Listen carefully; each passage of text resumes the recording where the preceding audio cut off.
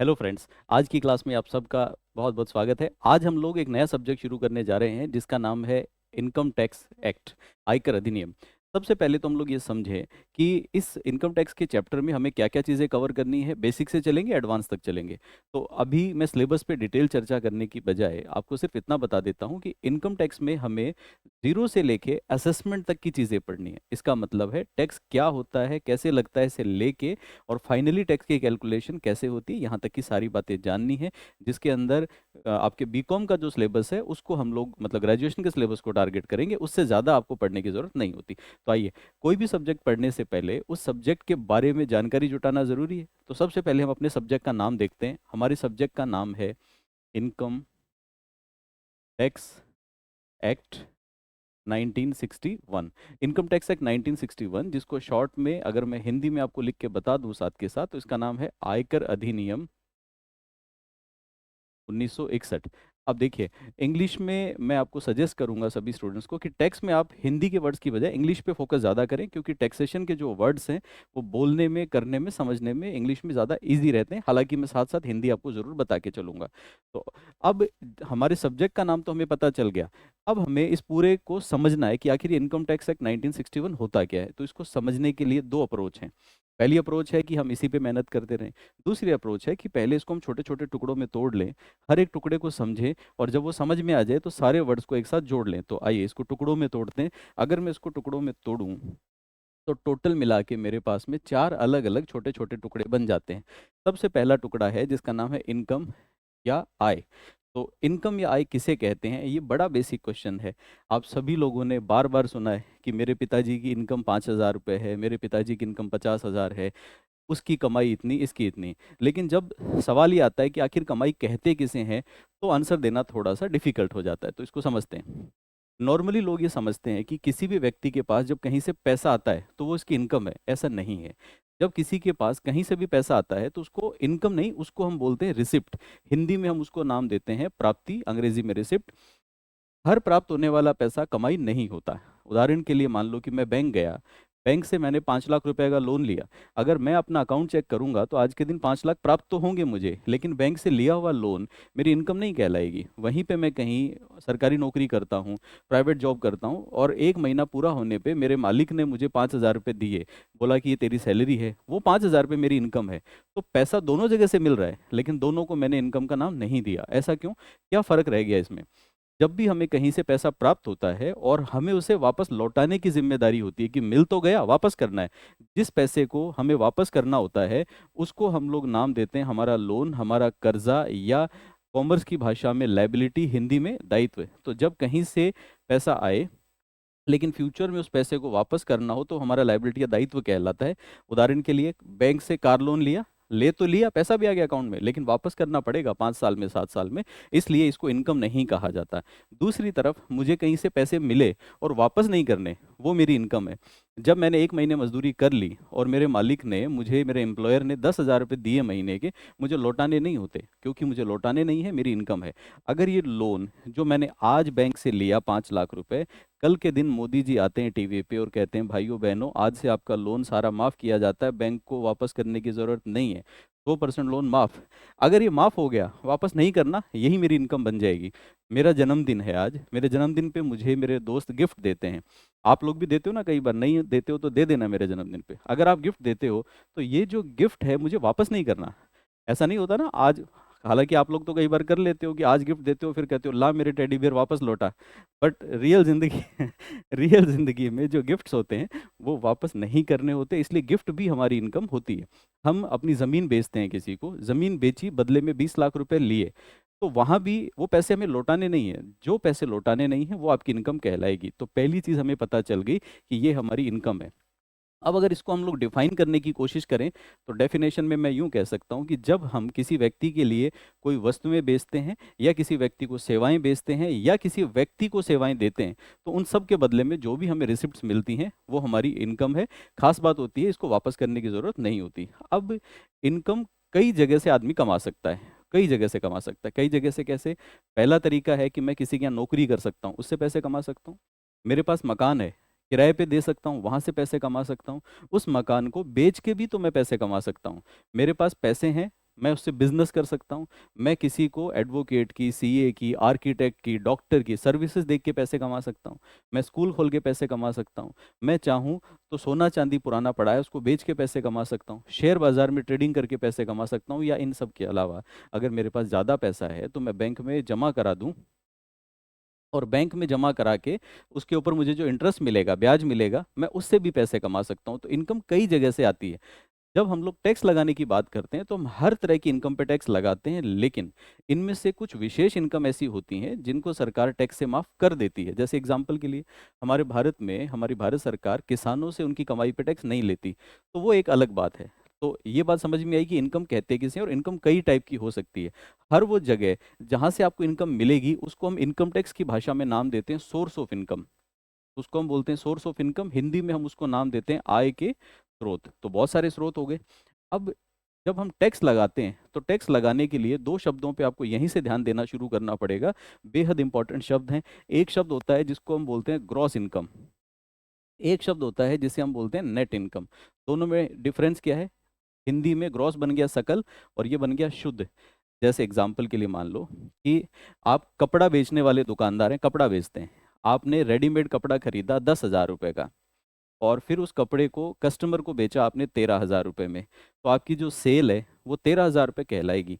ये 13,000 रुपये पे हम टैक्स नहीं लेते। क्यों? क्योंकि 13,000 तो आपकी ग्रॉस इनकम या सेल है। इस सेल में से आपने 13,000 का सामान बेचने के लिए 10,000 का खर्चा किया।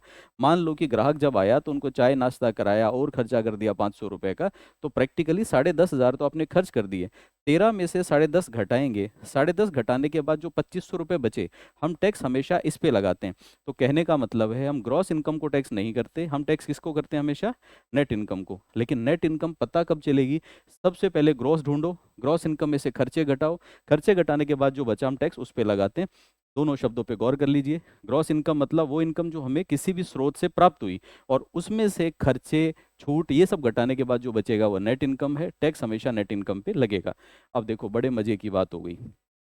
आप ये बात को समझ के देखिए कि टैक्स लगाने के लिए, टैक्स कितना लगाना है ये लगाने के लिए हमें क्या चाहिए? Net income. नेट इनकम पे टैक्स कैसे लगेगा उसके लिए सरकार हमें टैक्स की रेट बताती है। मैं छोटा सा एग्जांपल देता हूँ, और अभी हमारा क्योंकि ये प्रीलिमिनरी स्टेज है, बेसिक स्टेज है, इसलिए मैं टैक्स की कैलकुलेशन कैसे होती है उतना उलझाऊंगा नहीं। एक बार को मान लो कि टैक्स की रेट है 10%, ठीक है? तो हमें 10% टैक्स लगाना है, और वो भी किस पे लगाना है? नेट इनकम पे। नेट कैसे आएगी? पहले ग्रॉस इनकम ढूंढो, ग्रॉस में से खर्चे घटाओ, खर्चे घटाने के बाद नेट आएगी। इसका मतलब पूरे भारत में किसी से भी टैक्स लेना है तो नेट इनकम का पता होना चाहिए, नहीं तो टैक्स नहीं निकलेगा। उदाहरण दे दूं छोटा सा, 10,000 रुपये की ग्रॉस इनकम, 2,000 रुपये का खर्चा, तो नेट इनकम कितनी बची? 8। टैक्स अगर 10% है तो 8,000 का 10% लगेगा, और वो बन जाएगा 800 रुपये। अब सवाल ये है कि अगर टैक्स नेट इनकम पे लगेगा तो नेट इनकम कौन बताएगा?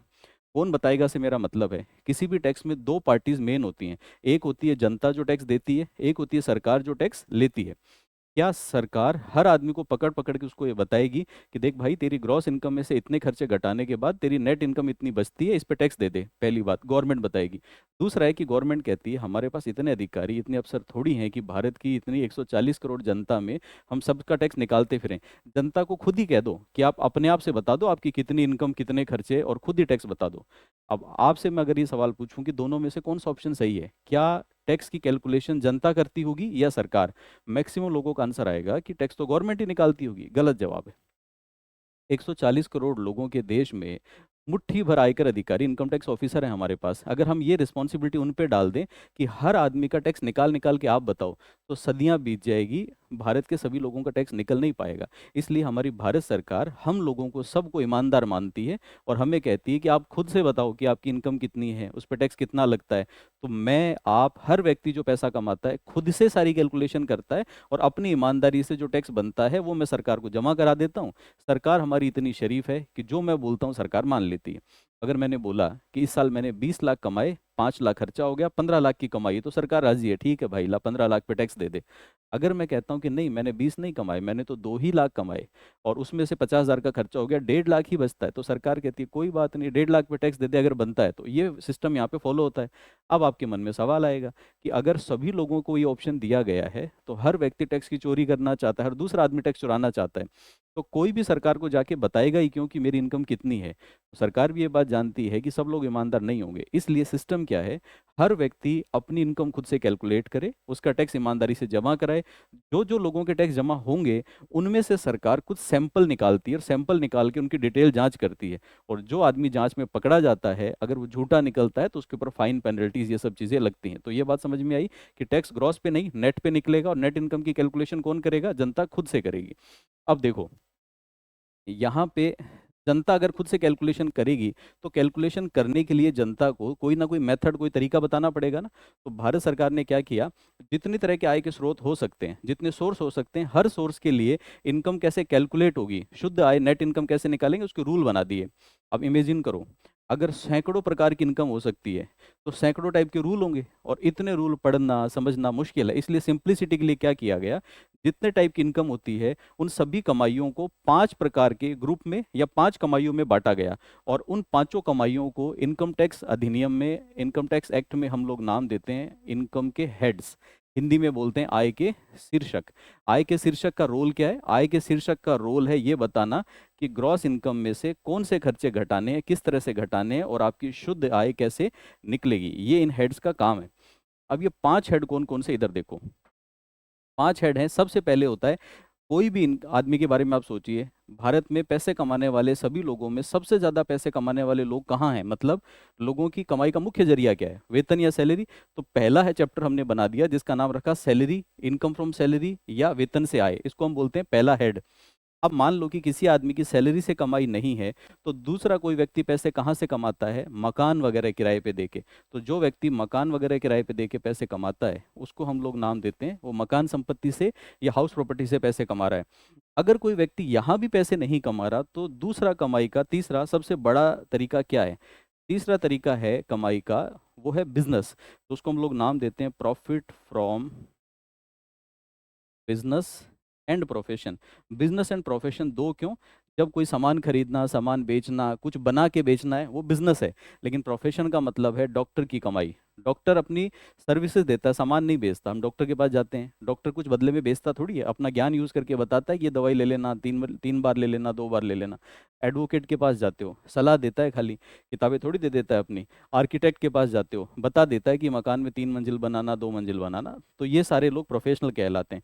अब यहाँ पे नाम नाम ध्यान से देखो, profit from business and profession, इनका सबका पहला लेटर ले लें तो इसको शॉर्ट में प्यार से आगे से हम बुलाया करेंगे पीजीबीपी। तो 3 हेड्स हो गए, सैलरी, हाउस प्रॉपर्टी और पीजीबीपी। अगर कोई यहाँ से भी पैसे नहीं कमाता, तो चौथा कमाई का सबसे बढ़िया जरिया है, वो है प्रॉपर्टी बेचना। प्रॉपर्टी बेचने का मतलब, पुराना खेत पड़ा था, बेच दिया। तो दादा परदादा ने खरीदा था 10 लाख का, हमने बेचा 10 करोड़ का, 20 की जो कमाई है, 10 करोड़ में से 10 हजार घटा लो, जो कमाई है उस पर टैक्स दे दो। ठीक ऐसे ही अगर मान लो सोना खरीदा 50 हजार का, बेचा 90 हजार का, 40 हजार का प्रॉफिट हो गया। तो ये चौथा तरीका हो गया जिसको हम लोग बोलते हैं इन्वेस्टमेंट पे कमाई करना। अब इन चारों में से आपकी कमाई नहीं आती, तो लास्ट जो है हमारा, उसको हम लोग बोलते हैं अन्य शीर्षक, या अंग्रेजी में नाम दे देते हैं अदर सोर्सेज। तो जब भी आप कहीं से भी पैसे कमाओगे, इनकम टैक्स पर्पस के लिए हम इन 5 में से किसी एक टुकड़े में उसको बांटेंगे, और इनके सब के अलग अलग रूल है। इनके जो भी रूल होंगे वो हम लोगों को लगाने होते हैं। और ये मान लो कि हमारे सिलेबस का 80% जो हिस्सा है वो यही है, हमें ये सब सीखना है कि सैलरी हेड कैसे काम करता है, हाउस प्रॉपर्टी कैसे काम करता है, पीजीबीपी कैसे काम करता है, कैपिटल गेन कैसे काम करता है, और अदर सोर्स कैसे काम करता है। तो यहाँ तक की बात को जल्दी से एक बार मैं रिकॉल करा देता हूँ, फिर हम लोग आगे चलेंगे। हम लोग आज की क्लास में अपने सिलेबस को अंडरस्टैंड करने वाले थे, अपने सब्जेक्ट को समझने वाले थे। इसके लिए मैंने आपके सामने सिलेबस का नाम लिखा। अपने सिलेबस के नाम में से पहला शब्द हमने उठाया, जिसको हम बोलते हैं इनकम। हमने समझना शुरू किया कि आय या इनकम होता क्या है। मैंने आपको बताया कि जब किसी व्यक्ति के अकाउंट में कहीं से भी पैसा आता है, तो उसको हम रिसिप्ट या प्राप्ति बोलते हैं, वो इनकम नहीं है। रिसिप्ट दो हो सकती है मेनली, कौन कौन सी, एक ऐसी रिसिप्ट जो आज आ तो गई लेकिन भविष्य में वापस करनी है, जिसको लौटाना है, वो हमारे लिए लायबिलिटी या दायित्व कहलाता है, कमाई नहीं है। दूसरा, कहीं से पैसे आए वापस नहीं करने, वो हमारी इनकम है। तो आसान भाषा में मैं कहूँ, receipts which are not returnable are called as income. ऐसी प्राप्तियां जिनको वापस नहीं करना होता, आय कहलाती हैं। उदाहरण के लिए मैंने बोला, मजदूरी, वेतन, बिजनेस में हुई कमाई, मकान मालिक ने लिया हुआ किराया, बैंक से मिला हुआ ब्याज, कहीं से मिला हुआ गिफ्ट, ये कौन बनेगा करोड़पति में जीते हुए पैसे, लॉटरी में जीते हुए पैसे, ये सारा हमारी इनकम बन गई। फिर मैंने आपको बताया कि इनकम में दो शब्द बहुत अहम है, ग्रॉस इनकम, नेट इनकम, शुद्ध आय और सकल आय। हम कभी भी ग्रॉस या सकल पे टैक्स नहीं लगाते, हम टैक्स नेट पे लगाते हैं। नेट कैसे निकलेगा? ग्रॉस इनकम में से खर्चे घटा दो तो आपकी नेट इनकम आ जाएगी। उदाहरण के लिए अगर आपका रेस्टोरेंट है तो रेस्टोरेंट में खाना बनाने में जो लागत आती है वो खाने की बिक्री में से घटाएंगे, तब जाके नेट प्रॉफिट आएगा, टैक्स उस पर देना है। फिर हमने पढ़ा कि कोई भी व्यक्ति अपनी कमाई में से खर्चे कैसे घटाएगा, इसके नियम कौन बताएगा? तो हमने पढ़ा कि नियम भारत सरकार बताएगी, लेकिन नियमों को लागू करके इनकम निकालना वो हम सब का काम है, जनता करती है। फिर वो नियम कैसे लगाए जाएंगे उसके लिए सरकार ने सभी कमाइयों को 5 चैप्टर्स में बांट रखा है, उनके नियम बना रखे हैं। वो 5 चैप्टर कौन कौन से? Salary, house property, business profession, capital gain और अदर सोर्स। यहाँ तक की बात हम कर चुके हैं और मैं उम्मीद करता हूँ यहाँ तक की बात तो क्लियर होगी। उसके बाद दूसरा शब्द हम लोगों ने उठाना था या समझना था, जिसका नाम था टैक्स। बहुत अहम है। टैक्स को हिंदी में हम लोग नाम देते हैं कर। और ये जो टैक्स है या कर है वो आज से नहीं चला आ रहा। जब से दुनिया बनी और लोगों ने एक जगह परमानेंट घर बना के रहना शुरू किया और उसके बाद लोगों ने कबीले वबीले बना लिए, तभी से ये सिस्टम चल पड़ा। ये क्या है? हम जानते हैं कि मनुष्य एक सामाजिक प्राणी है, हम एक समाज में रहते हैं। जब हम एक समाज में रहते हैं तो वहाँ पे दो हिस्से बन जाते हैं। एक होता है समाज इकट्ठा एक जगह, और दूसरा समाज के अलावा एक व्यक्तिगत परिवार या एक व्यक्ति। हर व्यक्ति अपने खुद के खर्चे, अपने परिवार के खर्चे तो कर लेता है, लेकिन पूरे समाज को कुछ सुख सुविधाओं की ज़रूरत होती है, वो कोई व्यक्ति अकेला नहीं करता। उदाहरण के लिए, आज मैं अपने घर में पेंट पॉलिश करा लूँगा, अपने घर में रिपेयर मेंटेनेंस करा लूँगा, घर का ध्यान रख लूँगा, आप अपने घर का रख लोगे, लेकिन आपके और मेरे घर को जोड़ने वाली जो सड़क है उसका ध्यान कौन रखेगा? आप अपने घर का बिजली का बिल भर दोगे, मैं अपने घर के बिजली का बिल भर दूंगा, लेकिन सड़क पे अंधेरा है और सड़क पे रोशनी चाहिए तो उसका बिल कौन देगा? तो समाज में कुछ चीज़ें कॉमन होती हैं, उन कॉमन चीज़ों के लिए हमें कहीं ना कहीं पैसे की व्यवस्था करनी होती है। तो जब से ये कॉमन चीज़ों का सिस्टम चला दुनिया में, तभी से एक सिस्टम चल पड़ा जिसका नाम है टैक्स। अब सवाल ये पैदा होता है कि अगर परिभाषा में ढाला जाए इसको, तो ये टैक्स कौन लेगा, होता क्या है? तो देखो, टैक्स की बड़ी आसान परिभाषा है। टैक्स एक कंपलसरी पेमेंट है। Tax is a compulsory payment. Compulsory payment क्यों, उसकी बात मैं भी करूंगा। तो पहली चीज आ गई, tax is a compulsory payment. दूसरी बात है कि टैक्स लेता कौन है, तो it is a compulsory payment collected by the government या टुवर्ड्स द गवर्नमेंट। तो मैं इसको बोल देता हूँ कलेक्टेड बाय गवर्नमेंट। एंड कौन देता है इसको, तो पेड बाय सिटीजन। तो टैक्स एक कंपलसरी पेमेंट है जो किसी भी राज्य की, किसी भी देश की सरकार लेती है। और कंपलसरी क्यों बोला मैंने? टैक्स जब लागू होता है तो नहीं देने का ऑप्शन नहीं है। उदाहरण के लिए मान लो कि मैं भारत में रहता हूं और भारत में 5 लाख रुपए से ज़्यादा कमाने वालों को इनकम टैक्स देना होता है। अगर मेरी कमाई 5 लाख से ज़्यादा है तो मेरे पास ये विकल्प नहीं है कि मैं तो टैक्स नहीं दूंगा। मर्जी नहीं चलती, कंपलसरी है, देना ही पड़ेगा। और मैं नहीं दूंगा तो क्या? नहीं दूंगा तो मेरे खिलाफ कानूनी कार्रवाई होगी, जुर्माना लगेगा, पेनल्टी लगेगी, यहाँ तक कि जेल भी हो सकती है। तो टैक्स एक कंपलसरी पेमेंट है, सबको देना पड़ेगा अगर आप टैक्स के दायरे में आते हो। लेता कौन है? टैक्स हमेशा सरकार लेती है। और खास बात, टैक्स देता कौन है? कोई भी टैक्स हो, उसका कुछ भी नाम हो, हर टैक्स जनता देती है। तो दो आदमी बहुत अहम है, हमेशा टैक्स सरकार लेगी और हमेशा टैक्स जनता देगी। ये जो सरकार है, ये कई हो सकती हैं। जैसे हमारे भारत में आप जानते हैं कि कॉन्स्टिट्यूशन में दोहरी सरकार की संरचना या ड्यूअल गवर्नमेंट स्ट्रक्चर है। ड्यूअल गवर्नमेंट स्ट्रक्चर का मतलब है पूरे भारत के लिए एक यूनियन गवर्नमेंट या केंद्र सरकार है, वहीं पे हर राज्य की अपनी अपनी इंडिपेंडेंट स्टेट गवर्नमेंट है। तो हमारे यहाँ दो सरकार होगी, केंद्र सरकार, राज्य सरकार। सरकार दो है तो खर्चे भी दो होंगे, खर्चे दो होंगे तो टैक्स भी दो होंगे। तो हमारे यहाँ पे राज्य सरकारें भी कुछ टैक्स लगाती हैं और केंद्र सरकार भी लगाती है। उदाहरण के लिए,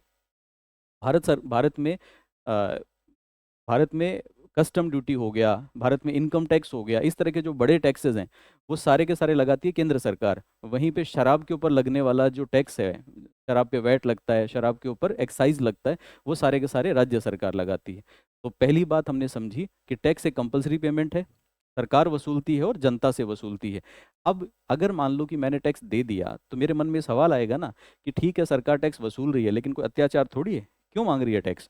तो उसके पीछे सरकार जस्टिफिकेशन देती है कि भाई साहब, सरकार होती क्या है, आप सब लोगों ने अपने में से चंद लोगों को चुन के आगे भेजा और उनको बोला आपने कि हमारे कॉमन चीज़ों का ध्यान रखो, हम सबको सुरक्षा चाहिए, हम रात को अपने घर में सुकून से सोना चाहते हैं, इसलिए पुलिस मेंटेन करो कि कोई चोरी डाका ना हो। ठीक बात।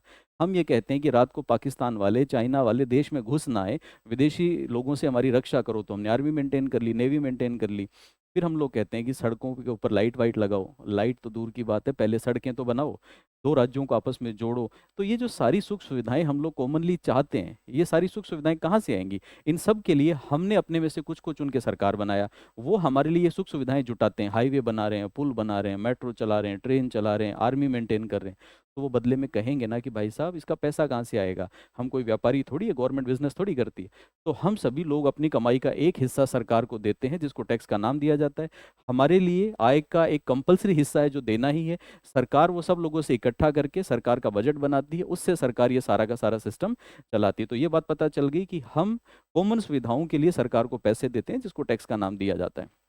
अब सोचना, आपको पता चल गया कि स्ट्रीट लाइट लगानी है तो सरकार को टैक्स देना पड़ेगा, सड़क चाहिए सरकार को पैसा देना पड़ेगा, सीवरेज प्रणाली चाहिए सरकार को पैसा देना पड़ेगा, नालियों की सफाई चाहिए सरकार को पैसा देना पड़ेगा।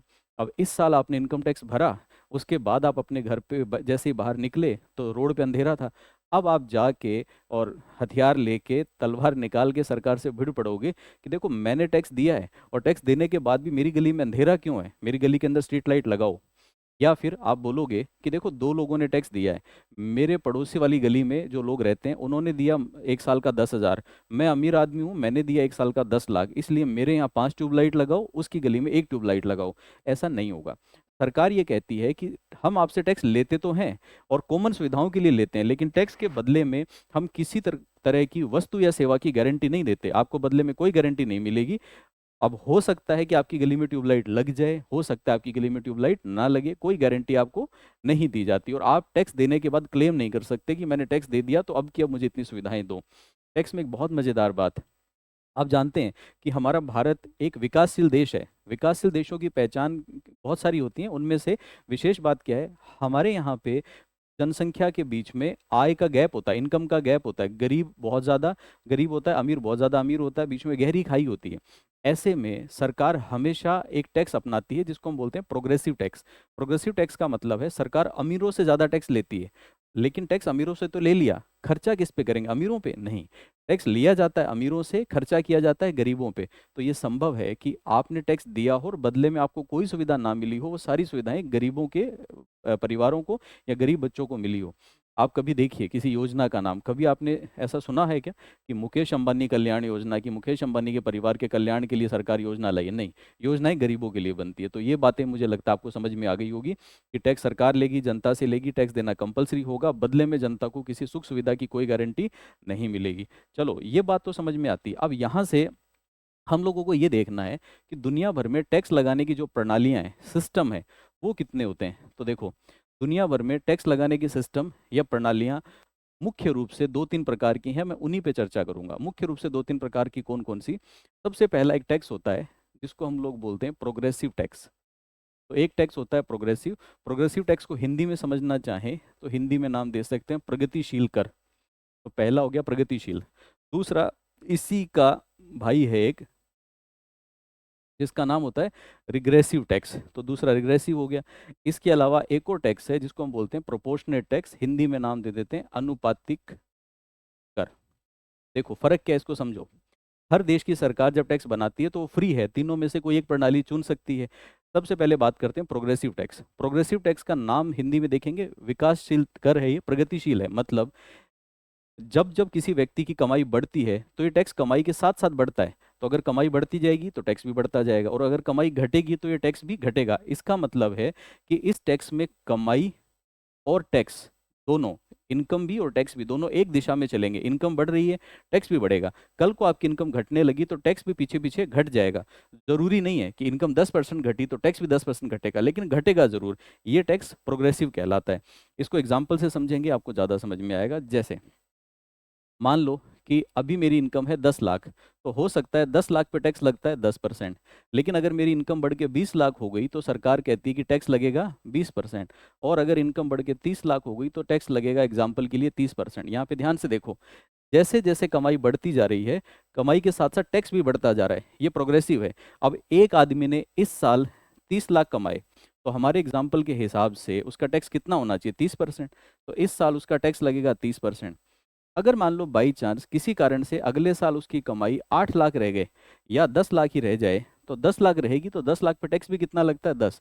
तो कमाई कम होने पे टैक्स भी अपने आप कम हो जाएगा। तो वो सिस्टम जिसमें कमाई और टैक्स साथ साथ बढ़ते या घटते हैं वो प्रोग्रेसिव टैक्स कहलाता है। उन देशों के लिए सबसे बेहतर है जिन देशों में अमीर और गरीब का गैप बहुत ज़्यादा होता है। ऐसा क्यों? क्योंकि इस टैक्स को ध्यान से समझेंगे तो इसमें गरीबों पे कम टैक्स लगता है और अमीरों पे ज़्यादा। मैं गरीब आदमी हूँ, 5-7 लाख कमाता हूँ तो 10% टैक्स दूंगा। मैं अमीर आदमी हूँ, 50 लाख कमाता हूँ तो मैं 30% टैक्स दूंगा। अमीरों से टैक्स लेना और गरीब जनता पे खर्च करना, इससे होगा क्या? अमीरों पे जब मैं टैक्स लगाऊंगा ज़्यादा ज़्यादा तो अमीर की कमाई कम हो जाएगी, तो अमीर थोड़ा सा गरीब हो जाएगा। और गरीब पे कम टैक्स लगाऊंगा और अमीरों का टैक्स गरीबों पे खर्च करूंगा तो गरीब थोड़े से ऊपर आ जाएंगे, जिससे समय के साथ में अमीर गरीब की खाई भर जाएगी और देश में एक इक्वेलिटी या आर्थिक समानता हो जाएगी। ये सरकार का ऑब्जेक्टिव होता है। तो ये हमारा पहला टैक्स था जिसका नाम था प्रोग्रेसिव। सुन के भी अच्छा लग रहा है कि यार ऐसा ही होना चाहिए, अमीर ज़्यादा टैक्स दे गरीब कम दे। मन में ये सवाल ज़रूर आता होगा कि ये टैक्स तो बड़ा अच्छा लग रहा है, हमारे देश में कौन सा? हमारे देश में यही है। हमारे देश में आप इनकम टैक्स के रेट देखेंगे तो इसी तरह से चलते हैं कि भाई 0 से 5 लाख तक कोई टैक्स नहीं, उसके बाद 10%, फिर 20%। तो हमारे देश में यही सिस्टम चलता है। अब दूसरा जो टैक्स का सिस्टम है, पहला था प्रोग्रेसिव, दूसरा है जिसका नाम है रिग्रेसिव। ये उल्टा है। उल्टा कैसे? प्रोग्रेसिव में जब इनकम बढ़ती थी तो टैक्स बढ़ता था, इनकम घटती थी तो टैक्स घटता था। रिग्रेसिव उल्टा चलता है। जैसे जैसे किसी आदमी की इनकम बढ़ती जाती है उसका टैक्स बढ़ने की बजाय कम होता जाता है। तो ऐसा टैक्स जिसमें कमाई बढ़ने पे टैक्स कम हो जाए और कमाई कम होने पे टैक्स बढ़ जाए, वो रिग्रेसिव है। ये तो बड़ा उल्टा हो गया। मैं कल गरीब था, ज़्यादा टैक्स देना पड़ रहा था, अब मैं अमीर हो गया तो मेरा टैक्स कम हो गया। मतलब पहले सिस्टम में जहाँ पे अमीर ज़्यादा टैक्स और गरीब कम दे रहा था, यहाँ पे क्या होगा? गरीब आदमी ज़्यादा टैक्स देगा और अमीर आदमी टैक्स कम देगा। ऐसा क्यों होता है? कुछ देश ऐसे होते हैं जहाँ पे सरकार को लगता है कि गरीब इंसान इस वजह से है क्योंकि वो अमीर बनना नहीं चाहता, मतलब एफर्ट नहीं डालना चाहता। तो एक तरह से गरीबों को दंडित करने के लिए, पनिश करने के लिए, या दूसरी भाषा में मैं बोलूँ, गरीबों को मोटिवेट करने के लिए कि अमीर बन जा, अमीर बनने में फ़ायदा है, इसलिए ये टैक्स लगाया जाता है, जिससे जनता कोशिश करे कि हम ऊपर वाली पीढ़ी में आ जाएं, ऊपर वाले स्टेप में आ जाएं, अमीर बनते ही टैक्स हमारा कम हो जाएगा।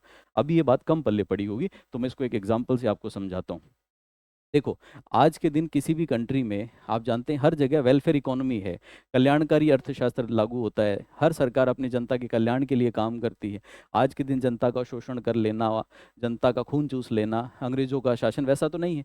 इस वजह से रिग्रेसिव टैक्स कम देखने को मिलते हैं। लेकिन अगर पुराने ज़माने में चलें तो मैं आपको एग्जाम्पल देता हूँ। आपको, आपने आमिर खान की मूवी देखी होगी सबने, लगान। लगान फिल्म में आमिर खान कहता था कि हम दुगना लगान नहीं देंगे, तिगना लगान नहीं देंगे। वो लगान बेसिकली रिग्रेसिव टैक्स ही था। कैसे? क्या आप सबने ये बचपन में सुना है कि पुराने ज़माने में नोट नहीं होते थे, करेंसी नहीं होती थी, हमारे यहाँ पे बार्टर सिस्टम या वस्तु विनिमय प्रणाली चलती थी। मुझे गाय खरीदनी है, नोट नहीं है, 10,000 रुपये नहीं देता था मैं। गाय खरीदनी है तो बदले में क्या दूंगा? 2 बोरी अनाज दे दूंगा। एक आदमी को कपड़े खरीदने हैं तो वो घर से लाके 5 किलो अनाज दे देगा। तो हर चीज़ अनाज से खरीदी जाती थी, अनाज देते थे, अनाज के बदले में चीज़ें लेते थे। ऐसा क्यों था? क्योंकि पुराने ज़माने में कोई डॉक्टर बन के हॉस्पिटल में काम कर रहा है, कोई आर्किटेक्ट बन के टोपी लगा के पुल बना रहे, ये सिस्टम नहीं थे। लोगों की कमाई का एकमात्र जरिया था कृषि, खेती। तो जब हर आदमी खेती से कमाता है और खेती में फसल कटने के बाद में हाथ में क्या आता है? अनाज। तो उस समय लोगों की सबकी कमाई अनाज ही थी। और अगर अनाज आपकी कमाई है तो खर्चे भी अनाज में ही होंगे। तो उस समय करेंसी की तरह अनाज का यूज़ होता था। अगर कमाई अनाज है, करेंसी की जगह अनाज यूज़ होता है, तो सरकार जब इनकम पे टैक्स लेती थी तो सरकार भी बदले में अनाज ही मांगती थी। तो अंग्रेज आके ये नहीं कहता था कि 10,000 रुपये लूंगा।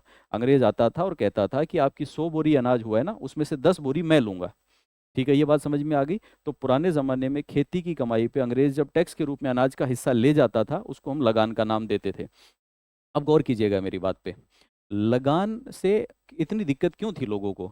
अगर आपने हिस्ट्री पढ़ी है तो आपने पढ़ा होगा कि जो जमींदार थे, जागीरदार थे बड़े बड़े, उनका और अंग्रेजों का बैर नहीं था, वो तो अंग्रेजों के दोस्त हुआ करते थे। तो असल में अंग्रेजों से लड़ाई किसकी थी? किसानों की। और वो इस टैक्स की वजह से थी। क्यों थी समझिएगा। अगर अंग्रेज ये कहता कि जिस किसान की 100 बोरी होगी उससे हम 10 बोरी अनाज ले लेंगे लगान के रूप में, जिस किसान की 200 बोरी होगी उससे हम 20 बोरी ले लेंगे, जिस किसान की 300 बोरी होगी उससे 30 ले लेंगे, तो मेरे ख्याल से किसी किसान को कोई दिक्कत नहीं थी। साथ में अंग्रेज ये भी कह देता कि 10 बोरी हुई है तो एक दे देना, और अगर अब की बार फसल नहीं हुई है तो रहने देना। तो इसमें ध्यान से देखा जाए तो जो गरीब किसान है वो कम टैक्स दे रहा है, अमीर किसान है वो ज़्यादा दे रहा है। ये सिस्टम होता तो किसी को दुख नहीं था। लेकिन सिस्टम ये नहीं था। अंग्रेज क्या करता था? अंग्रेज कहता था कि अब की बार लगान जो है ना, वो 10 बोरी है, तो अंग्रेज ने फिक्स कर दिया मैं तो 10 बोरी लगान लूंगा। इस बात से कोई फर्क नहीं पड़ता कि आपकी कमाई कितनी है, इस वजह से सारा सिस्टम बिगड़ जाता था। एक किसान है जिसकी 100 बोरी फसल हुई है, उसका भी लगान कितना है? 10 बोरी। एक किसान है जिसकी 10 बोरी फसल हुई है, उसका भी लगान कितना है? 10 बोरी। और एक किसान ऐसा है जिसका अकाल पड़ गया, बाढ़ आ गई, सूखा आ गया, कोई फसल नहीं हुई, उसका भी टैक्स कितना है? 10 बोरी। तो सभी का टैक्स प्रैक्टिकली बराबर है। अब इस वजह से दिक्कत क्या आएगी? देखो, जिस किसान का टैक्स, यहाँ पे देखते हैं, जिस किसान का टैक्स 10 बोरी था और फसल 100 हुई, तो उसका प्रतिशत निकालें, तो 10 बोरी टैक्स देना है 100 में से, तो 10/100 गुणा में 100 करो, 100 से 100 कट जाएगा, तो इसका जो टैक्स बना वो कितना प्रतिशत बना? 10% टैक्स देना है उसको। दूसरी तरफ जिसकी 10 बोरी हुई, टैक्स 10 बोरी, कमाई 10 बोरी, इनटू में 100 कर दो। 100 क्यों किया? प्रतिशत में निकालने के लिए, तो एक जीरो से एक जीरो कट जाएगा, और टैक्स की दर कितनी आएगी? 100%। और ये जो बेचारा है, इसके लिए तो टैक्स का रेट ही ना निकालूं तो ठीक है। तो प्रैक्टिकली सोचो, किसी किसी आदमी का तो 100% भी टैक्स लग रहा है। ये जो टैक्स है ये रिग्रेसिव था। तो ये बात समझ में आई? यहाँ पे इनकम 100 से घट के 10 हुई, लेकिन टैक्स 10 से घट के बढ़ के 100 हो गया। अब ये तो अंग्रेजों के ज़माने की बात हो गई। क्या आज ऐसा कोई टैक्स हो सकता है? तो जब हम लोग किताबें पढ़ते हैं ना, तो किताबों में कई बार कुछ थ्योरेटिकल बातें लिखी होती हैं, प्रैक्टिकल सेंस में बहुत ज़्यादा यूज़फुल नहीं है, लेकिन समझ लेना ज़रूरी है। कुछ एक किताबें ऐसी हैं जो ये कहती हैं कि कार वगैरह पे, इन पे लगने वाला जो टैक्स है वो इसी प्रकृति का है। मैं समझाता हूँ कैसे। मान लो कि भारत में एक कार आती है जिसका नाम है मारुति ऑल्टो। ठीक है, मारुति ऑल्टो कंपनी ने बनाई, जस्ट उदाहरण है, 4 लाख रुपए की। लेकिन मैं खरीदने जाता हूँ तो मुझे 4 की नहीं मिलती, मुझे 5 लाख रुपए की मिलती है। अखबार में ऐड आता है मारुति कार 4 लाख रुपए की, मैं शोरूम जाता हूँ तो शोरूम वाला 5 लाख मांगता है। ऐसा क्यों? तो वो बीच में बहुत सारी चीज़ें जोड़ता है शोरूम वाला, जिसमें से एक चीज़ है टैक्स। तो मैं पूछता हूँ कि 4 की कार 5 में क्यों? तो वो कहते हैं कि 1 लाख रुपए एक्साइज ड्यूटी लग रहा है, सरकार को देना है, हमारा कोई रोल नहीं है। इसका मतलब 4 लाख की कार पे 1 लाख रुपए का टैक्स देना पड़ता है। अब समझो, इस कार को लेने के लिए दो लोग पहुंचे। एक ऐसा आदमी पहुंचा जिसकी 1 साल की 5 लाख की कमाई है। अगर उसने ये कार खरीदी तो उसको टैक्स कितना देना पड़ेगा? 1 लाख। एक आदमी पहुंचा जिसकी 1 साल की कमाई 50 लाख है, उसने अगर यही कार खरीदी तो टैक्स उसको भी कितना देना पड़ेगा? एक। अगर मैं प्रतिशत निकालूंगा तो गड़बड़ हो जाएगी। कैसे? 1 लाख का टैक्स डिवाइडेड बाय 5 लाख की कमाई गुणा में 100। एक से काटो तो ये 5 से कट गया, और इसको काटो तो ये आ गया 20%। तो 5 लाख कमाने वाले ने अगर ये गाड़ी ली तो गाड़ी का टैक्स उसके लिए बना 20%। दूसरी तरफ अगर यही car 1 lakh divided by 50 lakh गुणा में 100, तो ये कट जाएगा 50 से, इसको काटूंगा तो कट जाएगा 2 से। तो एक आदमी को कार खरीदने पे टैक्स देना पड़ रहा है 20%, एक आदमी को देना पड़ रहा है 2%। तो इस तरह से इन टैक्सेस को कुछ लोग मानते हैं कि ये रिग्रेसिव प्रकृति के हैं। तो देखो, अब हमने दो तरह के टैक्स पढ़े, पहला प्रोग्रेसिव और दूसरा रिग्रेसिव। कमाई के साथ बढ़ता है, अमीर पे ज़्यादा, गरीब पे कम। रिग्रेसिव टैक्स उल्टा, कमाई बढ़ने पे घट जाता है, गरीब पे ज़्यादा लगता है, अमीर पे कम लगता है। ये टैक्स आज के दिन बहुत ज़्यादा प्रचलन में नहीं है। दूसरा, तीसरा बच गया, तीसरा है जिसका नाम है प्रोपोर्शनेट या अनुपातिक। ये जो प्रोपोर्शनेट अनुपातिक है ना, ये टैक्सेस ऐसे होते हैं जो सभी लोगों के लिए एक समान होते हैं, अमीर से ज़्यादा, गरीब से कम, ऐसा कोई फंडा नहीं है। उदाहरण के लिए, हमने टैक्स फिक्स कर दिया कि भारत में सभी लोग 30% टैक्स देंगे। अब आपकी कमाई कितनी, कोई फर्क नहीं पड़ता। आप 1 लाख कमाते हो तो आप 1 लाख का 30% दोगे, और अगर कोई 10 लाख कमाता है तो वो 10 लाख का 30% देगा। प्रैक्टिकली हर आदमी को टैक्स देने के बाद में कमाई का 70% हिस्सा खर्च करने को मिलता है। तो तीन तरह के टैक्स हो गए। अब हमारा इनकम टैक्स कौन सा है? हमारा इनकम टैक्स प्रोग्रेसिव है, कमाई के साथ साथ बढ़ेगा, अमीर से ज़्यादा खींचेंगे, गरीब को छोड़ेंगे। चलो, ये बात समझ में आ गई। अब एक और चीज़ समझेंगे, फिर हम लोग अगले शब्द पे चलेंगे। अब हमें ये समझना है कि ये जो टैक्सेस हैं, ये आखिर कितने टाइप के होते हैं। तो देखो, अभी जो हमने पढ़ा था वो टैक्स के प्रकार नहीं थे, वो कर लगाने के सिस्टम या टैक्स की प्रणालियों के प्रकार थे। टैक्स कितने प्रकार के होते हैं? टैक्स मेनली दो प्रकार के होते हैं। एक को हम लोग नाम देते हैं डायरेक्ट टैक्स, हिंदी में उसको नाम दे देते हैं प्रत्यक्ष कर। दूसरे टाइप के जो टैक्स होते हैं उनको हम लोग नाम दे देते हैं इनडायरेक्ट टैक्स, और इनडायरेक्ट टैक्स को हिंदी में हम बोल देते हैं अप्रत्यक्ष कर। ये प्रत्यक्ष अप्रत्यक्ष का फंडा क्या है? देखो, समझने को तो टेक्निकल भाषा में तो ये बड़े कॉम्प्लिकेटेड हैं कि ऐसा टैक्स जिसका बर्डन शिफ्ट नहीं हो पाता, पता नहीं क्या क्या दिमाग पे बर्डन आ जाता है। तो हम बर्डन वर्डन की बातें नहीं करेंगे, आसान भाषा में बात करेंगे। थोड़ी देर पहले मैंने आपको बताया कि किसी भी टैक्स में दो लोग बहुत इंपॉर्टेंट होते हैं, टैक्स लेने वाला और टैक्स देने वाला।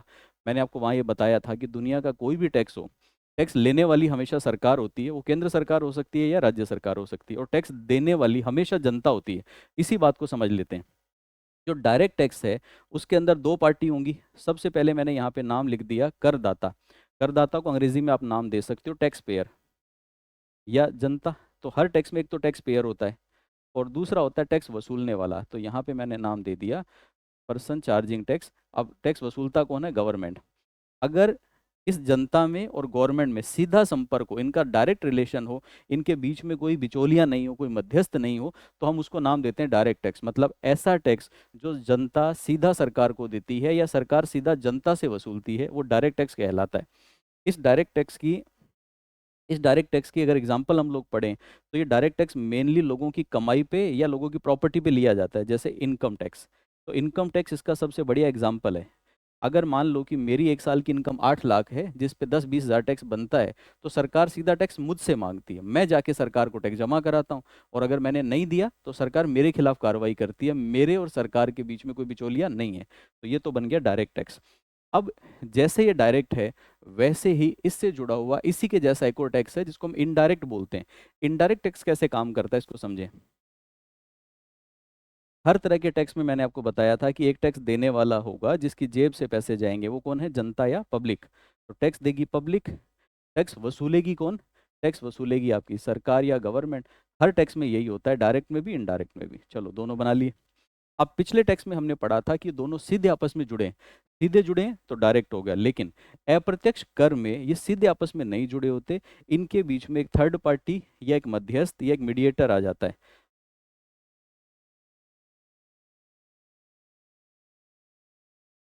तो ऐसा टैक्स जिसमें टैक्स देने वाली जनता और टैक्स वसूलने वाली सरकार सीधे आपस में नहीं जुड़े होते, उनके बीच में एक थर्ड पार्टी, तीसरा पक्ष या मीडिएटर आ जाता है, तो वो इनडायरेक्ट टैक्स बन जाता है।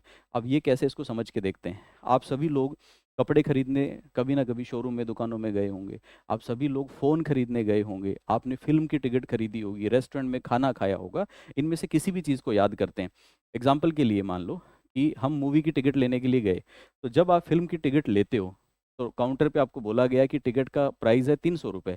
आप फटाफट 300 रुपये देते हो, टिकट लेके जेब में डालते हो और सिर्फ ये देखते हो सीट नंबर कौन सा आया। अगली बार जब समय मिले तो उस टिकट को ध्यान से पढ़ लेना कि 300 रुपये कैसे लिए उसने। तो उसमें ब्रेकअप लिखा होगा, उसमें लिखा होगा कि 240 रुपये तो टिकट के प्राइस है और 60 रुपये टैक्स है। तो जब आप मूवी की टिकट खरीदते हो तो पुराने ज़माने में उसमें एंटरटेनमेंट टैक्स या मनोरंजन कर लगा करता था। आजकल जीएसटी लगता है, तो वहाँ पे एक टैक्स होता है। अब ये जो 60 रुपये का टैक्स है, ये आपकी जेब से गया, इसका मतलब टैक्स तो जनता ने दिया।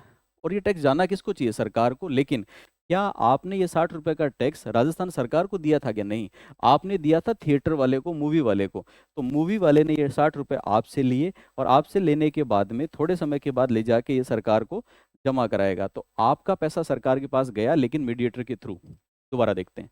आप शोरूम में गए शॉपिंग करने, वहाँ पे आपने देखा कि एक शर्ट की कीमत है 2,000 रुपये। आपने 2,000 रुपये दिए और शर्ट ले लिया। जैसे उसका बिल छप के आया तो बिल में लिखा हुआ है कि शर्ट है 1,600 रुपये का और शर्ट पे जीएसटी है 400 रुपये की। अगर मान लो कि आपने दुकान वाले को 2,000 रुपये दिए, तो इसका मतलब है कि 400 रुपये टैक्स के भी आप ही नहीं दिए हैं, आपकी जेब से गए हैं, लेकिन आपने सरकार को नहीं दिए, आपने तो शोरूम वाले को दिए हैं। तो आपका टैक्स शोरूम वाले ने लिया और शोरूम वाला ये टैक्स आगे सरकार को देगा। बीच में तीसरा आदमी आ गया, तीसरा आदमी आते ही वो टैक्स बन जाता है हमारा इनडायरेक्ट या अप्रत्यक्ष कर। इसका सबसे बढ़िया एग्जाम्पल है जीएसटी। जीएसटी जब भी हम देते हैं, हम हर चीज़ को खरीदते हैं जीएसटी लगता है, लेकिन सरकार को नहीं देते हम लोग। हम लोग बीच में किसी आदमी को देते हैं जो ले जाके सरकार को जमा कराता है। अब इसको यूं भी समझ सकते हैं कि जो डायरेक्ट टैक्स थे उसमें टैक्स देने की जनता की जिम्मेदारी थी। यहाँ पे टैक्स देने की जिम्मेदारी जनता की होती नहीं है, टैक्स देने की जिम्मेदारी इस बिचौलिए की होती है। लेकिन ये खुद टैक्स देने की बजाय अपना टैक्स का बोझ जनता पे डाल के वसूलता है। जैसे इस दुकानदार ने शर्ट बेचा, तो टैक्स देने की जिम्मेदारी जनता की नहीं थी, दुकानदार की थी कि भाई साहब आप टैक्स दो। दुकानदार क्या करता है? चुपचाप 1,600 रुपये की शर्ट के साथ 400 रुपये का टैक्स जोड़ता है और बिल आपको थमा देता है, लाओ 2,000 दो। दुकानदार ने 2,000 जब आपसे लिए तो 400 का टैक्स भी आपसे ले लिया। इसका मतलब ये हुआ, कुछ लोग बोलेंगे फिर मैं मना कर दूं दुकान वाले को जाके कि भाई तेरी जिम्मेदारी है टैक्स देने की, मैं तो नहीं देता। नहीं, मना नहीं कर सकते आप। क्यों नहीं मना कर सकते? आप मना करोगे कि भाई टैक्स देने की जिम्मेदारी आपकी है, मैं नहीं देता, तो दुकान वाला बोलेगा ठीक है फिर मैं तेरे को शर्ट ही नहीं देता। तो पहली बात तो ये है कि मना नहीं कर सकते। फिर दूसरा तरीका यूँ समझो कि ये तो एक सिस्टम है जिसमें वो टैक्स अलग से दिखाता है। कल को वो टैक्स अलग से ना दिखाए और यही बोलने लगे कि शर्ट ही 2000 का है, तो भी तो आप लोगे। तो वहाँ मना करने का कोई लॉजिक नहीं है। फिर कुछ लोग यहाँ पे विरोध करने लगते हैं। इसका मतलब तो ये हुआ कि जिम्मेदारी जनता की नहीं, जिम्मेदारी दुकानदार की है। कैसे समझो? अगर मान लो कि कल को पता चले कि एक व्यक्ति, मैं ही हूं, मान लो कि मैंने इनकम टैक्स की चोरी की है, तो सरकार सीधा आके मुझे उठाती है, मुझे फाइन पेनल्टी लगाती है, मुझे जेल में डालती है। डायरेक्ट टैक्स है, जिम्मेदारी मेरी थी, मुझे पकड़ेंगे। लेकिन इनडायरेक्ट टैक्स में सोचो, अगर कभी जीएसटी की चोरी होती है तो आप शर्ट खरीद के लाए थे, सरकार आपके घर आके आपको अरेस्ट नहीं करती, जो दुकान वाला शर्ट बेच रहा था ना उसको अरेस्ट करती। क्यों? क्योंकि जिम्मेदार वो था। अगर एक फिल्म की टिकट बेचने में जीएसटी की चोरी हो रही है तो सरकार फिल्म देखने वाले लोगों को नहीं पकड़ती, भले ही टैक्स का पैसा वो देते हैं, पकड़ती किसको है? हॉल वाले को। तो प्रैक्टिकली उनमें जो दुकानदार है वो रिस्पॉन्सिबल होता है। अब इनमें एक छोटा सा अंतर याद कर लेते हैं। डायरेक्ट टैक्स वो टैक्स होते हैं जो लोगों की इनकम पे या प्रॉपर्टी पे लिए जाते हैं, और जनता खुद अपना टैक्स सरकार को देती है, बीच में कोई मीडिएटर नहीं होता। इनडायरेक्ट टैक्स में आ जाते हैं। इनडायरेक्ट टैक्सेस वो हैं जिसमें टैक्स का पैसा भले ही सरकार की जेब से जनता की जेब से जाता है, सरकार को जाता है, लेकिन डायरेक्टली नहीं जाता, बीच में एक थर्ड पार्टी या मीडिएटर होता है। और इन सारे टैक्सेस के अंदर मेन रिस्पॉन्सिबिलिटी कभी भी टैक्स देने की जनता की नहीं होती, इस थर्ड पार्टी की होती है। ये थर्ड पार्टी अपनी रिस्पॉन्सिबिलिटी जनता पे डालती है, इसको हम लोग इनडायरेक्ट टैक्स का नाम देते हैं। इसकी खास बात क्या है? ये गुड्स पे और सर्विस पे लिया जाता है, वस्तु और सेवाओं पे लिया जाता है। और इसका सबसे बढ़िया एग्जाम्पल याद करना हो तो इनडायरेक्ट टैक्स का बेस्ट एग्जांपल जीएसटी, और डायरेक्ट टैक्स का जो बेस्ट एग्जांपल है वो है हमारा इनकम टैक्स।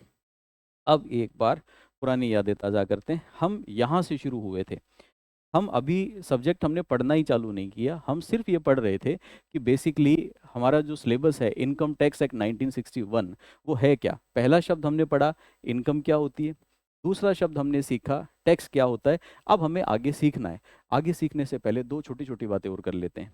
हमारे भारत में सरकारें तो हम बना के आगे भेज देते हैं, लेकिन जैसे सरकारें हम बना दें तो ऐसा हो सकता है ना कि सरकार मनमर्जी करती रहे। पुराने ज़माने में तो ऐसा ही होता था, तानाशाही या राजशाही चलती थी, मोनार्की थी, डिक्टेटरशिप थी। कोई भी आदमी राजा बन के बैठ गया और राजा का मन किया कि धार्मिक यात्राओं पे टैक्स लगाएंगे, तो एक आदमी अपने मंदिर मस्जिद में हाथ जोड़ने जा रहा है, उससे धार्मिक रसूल या टैक्स वसूल लिया जाता था। कोई व्यक्ति ऐसा है जो इवन हमारे इंडिया में तो आप हिस्ट्री पढ़ेंगे तो ऐसा भी कल्चर रहा है कि लोअर कास्ट की जो फीमेल्स हैं उनको कपड़े पहनने की भी परमिशन नहीं थी। अगर वो कपड़े पहनती थी उसके लिए भी टैक्स देना पड़ता था। तो नग्न रहना पड़ता था, नेकेड रहना पड़ता था। तो जो भी है, तो कोई भी राजा आएगा वो किसी भी तरह का टैक्स लगा देगा, और फिर वही अंग्रेजों वाली हालत हो जाएगी कि मैं तो दुगना लगा लूंगा, जनता बर्बाद हो जाएगी, त्राही त्राही करेगी। ऐसा ना हो, इसलिए भारत में जब संविधान बनाया गया तो हमारे जो कॉन्स्टिट्यूशनल मेकर हैं, संविधान निर्माता है, उन्होंने एक चीज़ का ध्यान रखा और उन्होंने एक नियम बना दिया। आर्टिकल 265 ऑफ द कॉन्स्टिट्यूशन, हमारे संविधान का आर्टिकल 265 ये कहता है कि भारत में कोई भी टैक्स बिना कॉन्स्टिट्यूशन की या बिना लॉ की अथॉरिटी के लिए नहीं लिया जा सकता। आसान भाषा में, अगर सरकार कोई भी टैक्स लेना चाहती है तो कल ही मोदी जी टीवी पे आके ये नहीं कह सकते कि भाइयों बहनों कल से टैक्स लगेगा, नहीं। उसके लिए सबसे पहले देश की पार्लियामेंट के थ्रू आपको एक कानून पास करना होगा, और अगर कानून पास हो जाता है तभी आप टैक्स ले पाएंगे। तो इस बात को रट्टा लगा लो, भारत में जो भी टैक्स लगता है उसके लिए कोई ना कोई कानून होना ज़रूरी है। बिना कानून के लिए गए टैक्स अनकॉन्स्टिट्यूशनल या असंवैधानिक हैं। आप उन्हें देने से मना कर सकते हैं, और कोई देने को मजबूर करे तो आप सुप्रीम कोर्ट की शरण ले सकते हैं, आपको वहां से राहत मिलेगी। इसलिए भारत का जो टैक्स आपको याद आता है उसका नाम याद कीजिए, उन सब के पीछे कानून है। हम इनकम टैक्स देते हैं तो उसके लिए कानून है, इनकम टैक्स एक्ट 1961, ये दिख रहा है यहाँ पे। जीएसटी देते हैं तो उसके पीछे बहुत सारे कानून है, CGST act, SGST act, UTGST act. अगर हम कस्टम ड्यूटी देते हैं भारत में, मतलब इंपोर्ट एक्सपोर्ट का टैक्स देते हैं, तो उसके लिए कानून है जिसका नाम है कस्टम एक्ट। हम एक्साइज ड्यूटी देते हैं तो उसके लिए कानून है सेंट्रल एक्साइज एक्ट। तो जो भी टैक्स आपको याद आता है, हर टैक्स किसी ना किसी कानून की पावर से लिया जाता है। बिना कानून के कोई भी टैक्स नहीं लिया जाएगा। तो इसका मतलब तो ये हुआ कि इनकम टैक्स वसूलने के लिए भी पहले कानून बना होगा, डेफिनेटली बना होगा। तो अब ज़रूरी है कि जब ये इनकम टैक्स के लिए सरकार कानून बनाना चाह रही थी, तो वो कानून बनाने की पावर क्या किसी को भी है क्या? नहीं, ऐसा नहीं है। हमारे भारत में आप जानते हैं कि दो तरह की सरकारें हैं। कौन कौन सी? सेंट्रल गवर्नमेंट और स्टेट गवर्नमेंट, केंद्र सरकार और राज्य सरकार। अगर सरकार दो हैं तो टैक्स भी दो हो गए। सरकार दो हैं तो वहाँ पे कानून बनाने की शक्तियाँ भी दो हो जाएंगी। कुछ कानून ऐसे होंगे जिनको केंद्र सरकार बनाएगी और कुछ कानून ऐसे होंगे जिनको राज्य सरकार बनाएगी। लेकिन दो सरकारें हैं, दोनों आपस में लड़ेंगी।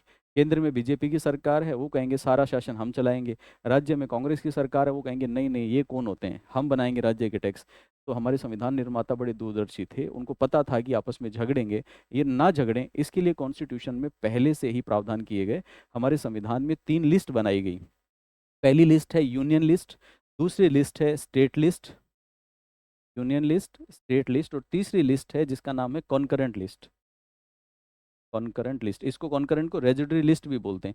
हिंदी में बोला जाए तो संघ सूची, राज्य सूची, और इसको अवशिष्ट सूची भी बोलते हैं, नहीं तो इसको कॉन्करेंट लिस्ट को संविष्ट सूची भी बोलते हैं। तो 3 तरह की, संवर्ती सूची ज़्यादा बेटर नाम है, संवर्ती याद कर लो, अवशिष्ट भी बोलते हैं ना।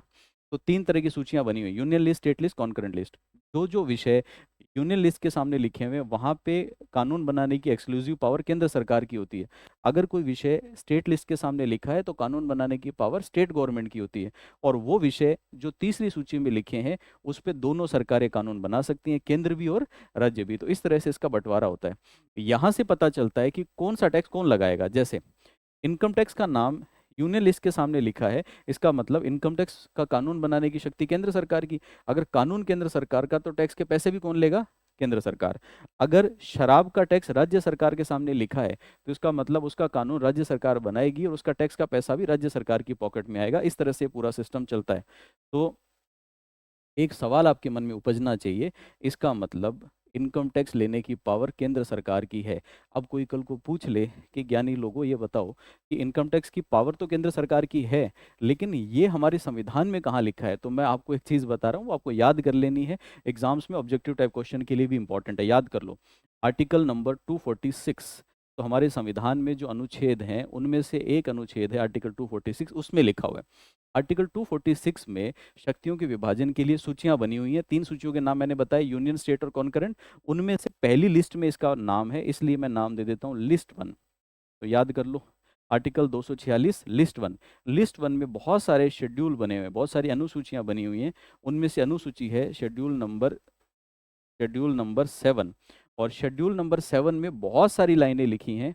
उन लाइनों में से लास्ट लाइन है, लास्ट लाइन ही सॉरी, उनमें से 82 नंबर की लाइन है, इसलिए हम उसको नाम देते हैं एंट्री नंबर 82। तो याद कर लीजिए इसको। कॉन्स्टिट्यूशन की पावर कहाँ पे, कॉन्स्टिट्यूशन की पावर है article 246 list 1 schedule 7 entry number 82। तो आज के सेशन में इतना ही।